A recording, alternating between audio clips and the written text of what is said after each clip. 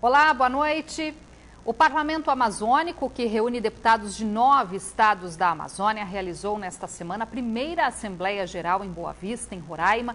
E para falar sobre as ações desse grupo, que discute os principais problemas aqui da região, o Band Entrevista deste sábado recebe o presidente do Parlamento, deputado pelo PT do Amazonas, Sinésio Campos. Muito boa noite, deputado. Prazer em recebê-lo. Prazer meu, Rosimara. Eu entendo que a união de esforços, né? Todos falam da Amazônia, mas uma coisa que esquecem, que os amazônicos sabem falar.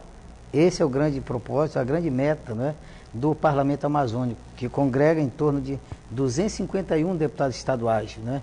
E enquanto que temos 83 deputados federais, né, e 27 estaduais, e 27 senadores, é a maior bancada de uma representação estadual é a nossa, né? Então temos que falar para a sociedade esse gigante adormecido que são os parlamentos estaduais.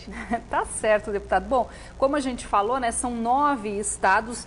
A pauta das assembleias, que devem ser mensais daqui para frente, definem situações específicas de cada estado, mas na prática todos esses assuntos também têm um interesse comum para todos os estados, né? E o objetivo aí do parlamento, de repente, então, é unir forças para conseguir beneficiar todo mundo, junto lá no Congresso Nacional, principalmente? Exatamente. Eu entendo que o Planalto precisa ter cada vez mais uma caixa de ressonância à planície, que é exatamente as casas legislativas estaduais, que a interação nossa é muito mais intensa com as câmaras municipais.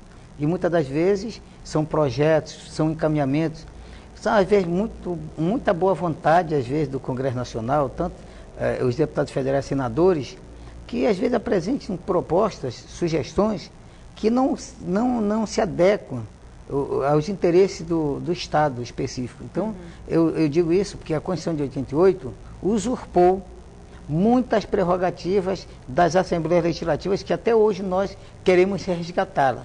Dou aqui um exemplo, a questão da criação de municípios, né? Você sabe que o Amazonas aqui, com 1,5 milhão de quilômetros quadrados, temos somente 61 municípios e com a capital. Existem pleitos aí há mais de 10 anos na criação de novos municípios. E não conseguimos, por conta que isso tem que ser uma pauta federal do Congresso Nacional. E sabe quando, principalmente essa situação que está criada em Brasília, vão colocar em pauta? Nunca. Agora um detalhe, quando se tem os interesses, aqui um exemplo pontual, do Amazonas, junto com Mato Grosso, com Tocantins, com Roraima, Rondônia, Acre, Pará, Amazonas, né? Ou seja, os 9 estados da região levando um pacote, levando essas propostas específicas de criação de municípios. É outra história.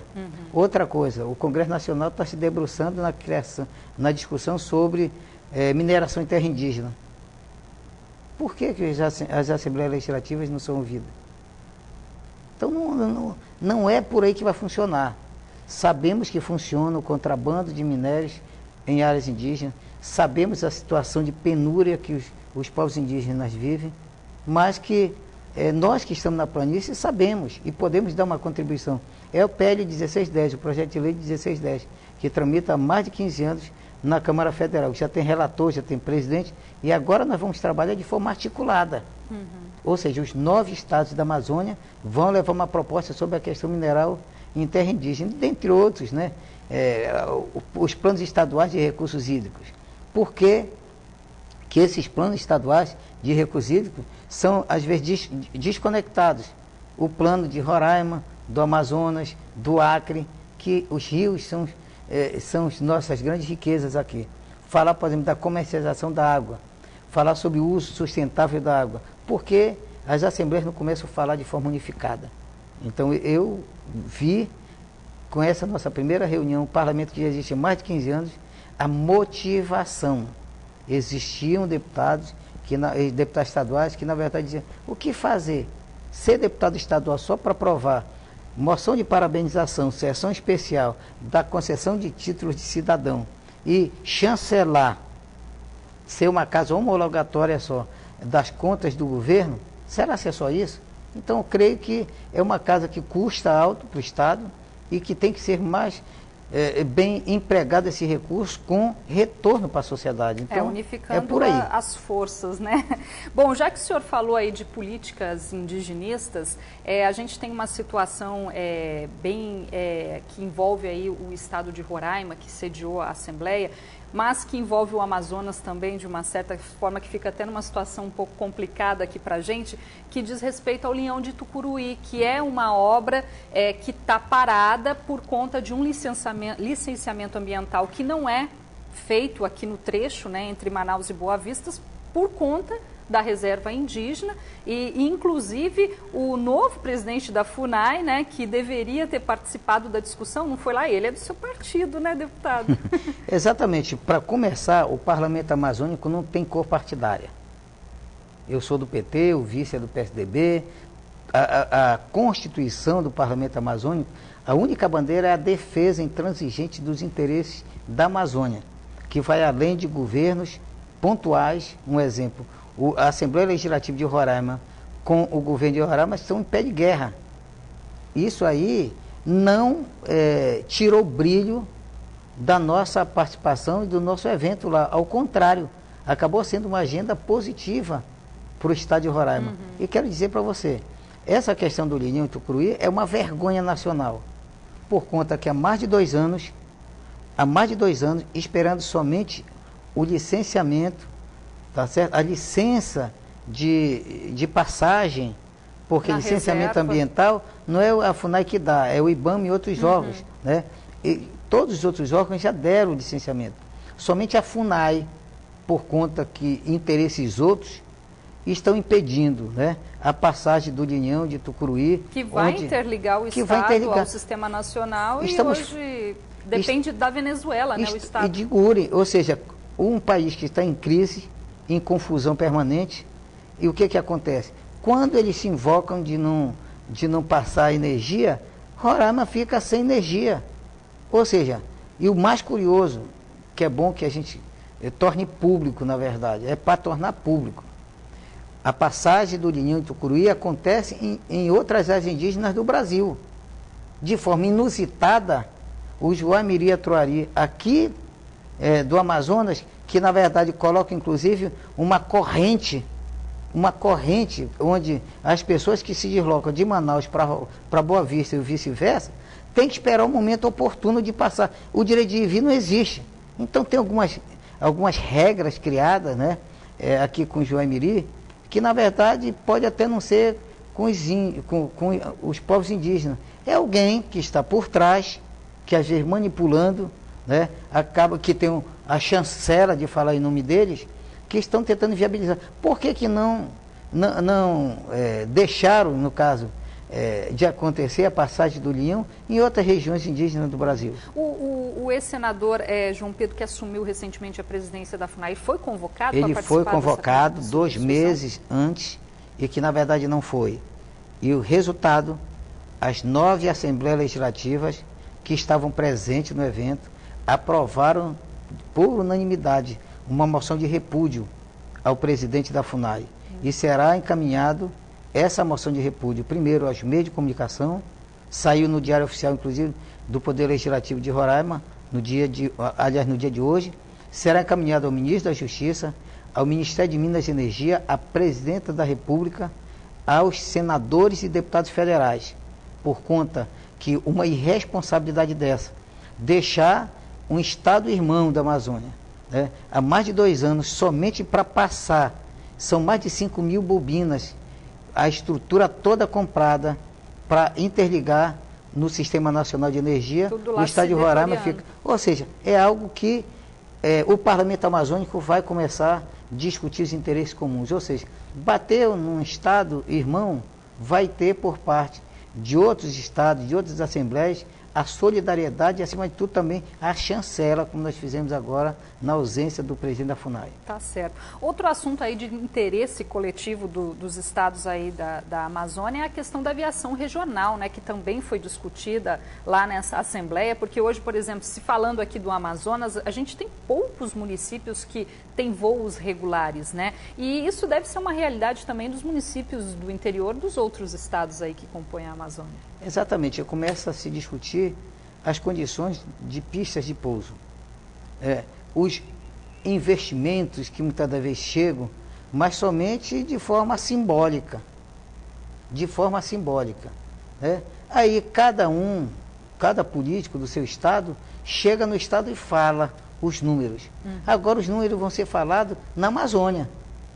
Até porque uma empresa que ganha um processo de licitação, que é concessão pública, para explorar o transporte, tanto faz terrestre, com fluvial como aéreo, é a mesma regra. E acaba, primeiro, extorquindo, o termo é esse, com preços abusivos. É mais fácil você ir com tarifas menores para a Europa, para os Estados Unidos, do que sair muitas vezes daqui para Boa Vista. E mais, a maioria dos municípios sequer tem voos regulares. Então, levamos... São só 8 aqui no Amazonas com voos agora regulares. Imagina um estado como o nosso, um estado de 1,5 milhão de quilômetros quadrados. Não existe a possibilidade nenhuma. Eu digo que quando eu estudei no colégio interno, no 2º grau, na escola agrotécnica, eu tinha um colega que morava no Cruzeiro do Sul, no Acre, né? Ali, próximo, o finalzinho ali do Amazonas, lá ali, Boca tem uma do Acre, pista de pouso. Né? Aí ele dizia o seguinte, como ele era humilde, ele tinha que ir de barco. Ele dizia assim: Sinésio, nas férias eu vou lá com a mamãe e com o papai. Eu disse, só se for para te chegar no porto, tu uma benção pai, benção mãe, e tu volta, porque já levou 15 dias para ir, 15 para voltar, já acabou o teu mês. Né? Então, essa é a realidade. Imagina numa questão de saúde, uma questão de um transporte mais rápido, que é o aéreo, não funciona. O fluvial é para cargas. Passageiros, quando não tem tanta pressa, que eu estou tratando a questão de saúde, né? E de valores também, que às vezes é preciso levar valores para os municípios, claro, né? Para pagamento de pessoal. Ou seja, levamos lá os representantes dos órgãos de Brasília que fizeram toda uma explanação, e agora nós vamos trabalhar de forma conjunta. Até porque é muito fácil quebrar uma vareta. Várias é mais complicado. Então, agora o transporte aéreo regional, que é um tema que não será somente tratado lá na Câmara Federal ou no Senado. Nós estamos buscando para a planície. Certo. E esse tema nós vamos perseguir em toda uma agenda que vamos fazer mensal.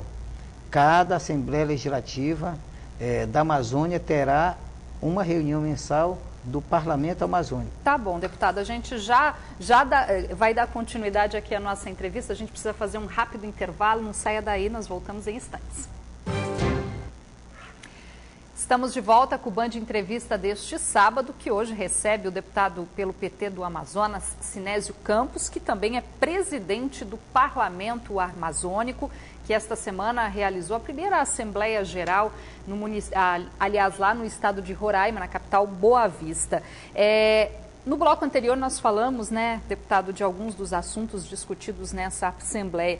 E outro assunto bastante discutido foi o Programa de Integração Intrarregional da Amazônia, né, que já foi desenvolvido aí pela Superintendência de Desenvolvimento da Amazônia, Sudã, que é uma autarquia federal vinculada ao Ministério da Integração Nacional e que visa justamente estimular essas relações comerciais entre os estados da Amazônia, que hoje são bem pequenas, né? Você observa o que comemos aqui em Manaus. A grande parte do tambaqui, da banana, vem de Roraima. Mas o contrário existe. Quais são os interesses, um exemplo, de Rondônia com Amazonas? Tem uma relação lá de defesa animal, ou então as barreiras fitossanitárias, que às vezes são leis estaduais que permitem a entrada de carne, um exemplo, de produtos de Rondônia no Amazonas, mas veda a entrada do produto do Amazonas para Rondônia. Ou seja, precisamos falar uma linguagem coletiva e articulada. Eu digo o seguinte, a Amazônia, ela não é problema para a União, ela é saída, é uma alternativa. E em tempos de crise hoje que o país passa, crise, eu não quero nem citar da ordem política, né, de outros cenários, mas eu digo assim, de alternativas econômicas. Eu vejo que o Amazonas, ele pode ser a redenção do resto do Brasil. Cito aqui a questão mineral, que quando se trata dessa questão intrarregional, imagina bem, Mato Grosso e Tocantins são grandes consumidores de fertilizantes. Para a produção de soja. Para a produção da soja, de grãos. E o Brasil, ele importa 92%, exemplo do potássio, de Israel, da Rússia, da Bielorrússia e do Canadá. Desses 4 países, somente o Canadá que não vive em crise, né, em guerras constantes.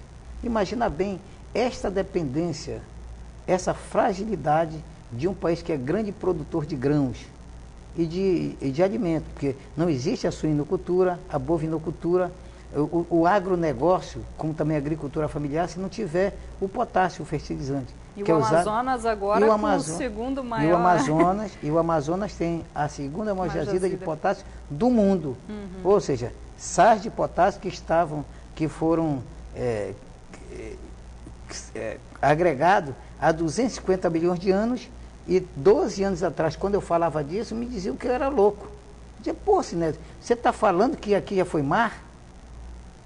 Que existe potássio aqui? Em Altazes, em Itacoatiara, aqui em 11 municípios, que vai desde Borba até Inhamundá, que é uma extensão de 400 quilômetros.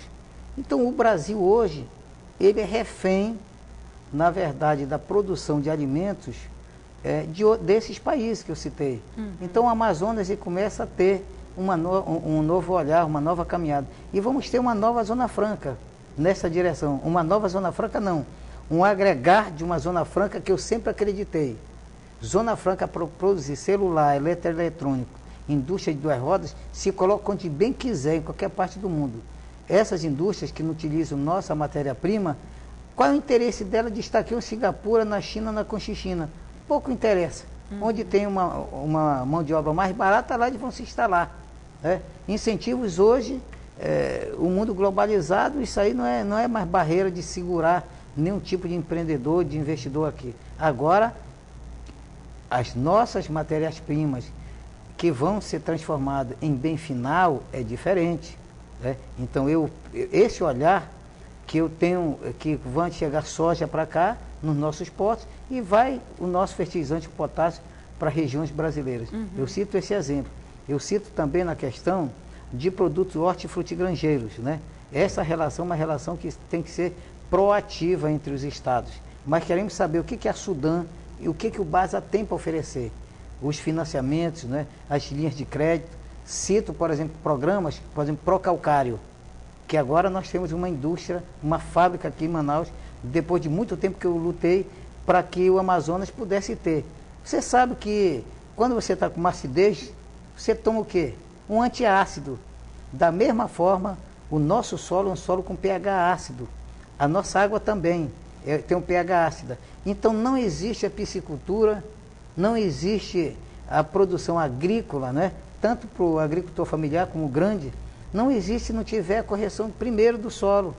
Agora, como é que o cidadão iria comprar onde que o calcário agrícola vinha do Nordeste, que lá custa R$30, mas chegava aqui a 450, R$500 a tonelada, enquanto que a linha de crédito oferecida chegava no máximo a 230. Hoje, com a fábrica que temos aqui, que utiliza o nosso próprio calcário aqui do Jatapu, do Rio Atumã, está saindo a 160 toneladas. A gente percebe um movimento nesse sentido para alavancar esse setor aqui no estado, mas é preciso fazer, dá para se fazer mais, Dá para fazer, não adianta plano safra que falaram agora há pouco tempo, Existem milhões de recursos, mas a gente vê cifras, sempre cifras muito grandes. Mas como é que o cidadão ali da ponta, ele vai ter acesso a essa linha de crédito? Então, é esse propósito dessa relação intrarregional para fazer com que esses agentes, promotores de do fomento, né, possam exatamente atender essas demandas. Então, eu fico muito feliz, Sudam, BASA, os órgãos que foram lá, e falar de forma clara. Então, vamos trabalhar não de forma isolada, tá certo? Essas leis, por exemplo, que eu citei do Procalcário, Roraima funciona. O Procalcário é uma linha de crédito que chega ao produtor. Queremos que esse processo aqui, essa linha de crédito, tenha aqui no Amazonas, possa ter em outros estados da Amazônia. Então, bons exemplos que estão acontecendo em outros estados, nós vamos fazer esse intercâmbio de informações, tá entendendo? Porque não adianta a gente ter uma relação com o primo rico e o primo pobre, né? Olha para o Pará uma coisa, aí o Pará olha para o Amazonas, não adianta ser somente um estado grande, o maior estado da Amazônia, né? Em relação ao outro que é menor. Dá para fazer, né, um trabalho conjunto integrado. O Parlamento Amazônico tem um propósito, é o jogo do ganha-ganha. Os bons projetos que estão acontecendo em outros estados vão ser copiados, vão ser trabalhados também pelos parlamentos vizinhos e parceiros. E qual que é o cronograma daqui para frente, então, deputado? É reuniões mensais? Existe já uma agenda, de repente, para se levar no Congresso? Já existe uma agenda. Próximo encontro nosso será no dia 24 de setembro, vai acontecer no Amapá, e um ponto, da mesma forma que foi o Linhão de Tucuruí, a corrente da 174, né? A questão indígena, que foi o foco, a vedete, eu digo assim, do debate em Roraima, a vedete lá no Amapá já vai ser que o Parlamento Amazônico possa trabalhar de forma articulada com que a União repasse as terras para o estado do Amapá. E aí a gente descobre que não é somente o Amapá que tem territórios que foram criados, mas a União continuou sendo a grande detentora das terras. Ou seja, tem uma longa pauta aí pela frente para o parlamento. Tem, né? Aí em setembro já tem no Amapá, outubro faremos já no Maranhão, né? Novembro. E vai até abril. Vamos fazer até abril e depois vai desaguar num grande documento, ou seja, já tem algumas questões que já estamos encaminhando, né? Um pedido inclusive de uma agenda com a própria presidência da República. Agora vamos fazer com esse peso. São 251 deputados estaduais falando uma só linguagem. Então, e boa parte deles um colégio eleitoral aí para presidente. Vamos ver se ela atende com carinho as reivindicações. Tem marcha de tudo quanto é canto. Agora nós vamos trabalhar dentro desse planejamento, né? Tá certo. Econômico da nossa Amazônia. Tá bom, deputado. Infelizmente nosso tempo acabou. Eu agradeço a sua presença e boa sorte, bom trabalho aí à frente do parlamento. A Amazônia é alternativa de desenvolvimento, não peso para a União, para os governantes. Tá certo, então. Para você aí de casa, uma boa noite, um ótimo domingo. E a gente volta a se encontrar na segunda-feira no Band Cidade a partir de 10 para 7 da noite. Até lá.